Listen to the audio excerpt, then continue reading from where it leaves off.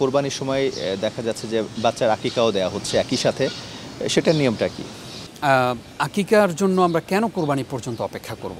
আকিকা কোরবানির জন্য বা কোরবানির ঈদের দিন পর্যন্ত অপেক্ষা করবে ওই পরিবার, ওই সন্তানের বাবা যেই সন্তান কোরবানির ঈদের আগের 7 দিন আগে জন্মগ্রহণ করেছে।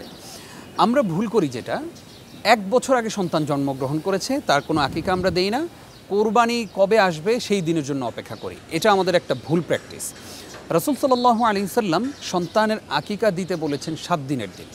আমরা যদি 7 দিনের দিন না পারি তাহলে 14 দিনের দিন দেব, 14 দিনের দিন না পারলে 21 দিনের দিন দেব। এর বেশি আমরা লেন্দি করব না। আমরা অনেক সম্পদশালী, অনেক অর্থবিত্ত আছে এমন পরিবারকেও দেখেছি, সন্তান 1 বছর আগে জন্মগ্রহণ করেছে, সেই সন্তানের আকিকা কোরবানির সময় দেয়া হয়।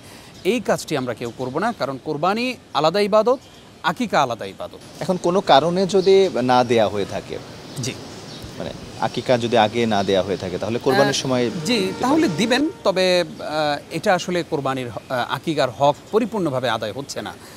কেন আমরা আকিকা দিব, আগে এই বিষয়টা আমাদেরকে খেয়াল রাখতে হবে। আমরা আকিকা দিব এই জন্য, আমার সন্তানটাকে আল্লাহর জিম্মায় আমরা রেখে দিব। একটা পশু জবেহের মাধ্যমে আমরা শুকরিয়া আদায় করব, কৃতজ্ঞতা আদায় করব আল্লাহর জন্য। ছেলের জন্য 2টি খাসি বা বকরি, মেয়ের জন্য 1টি।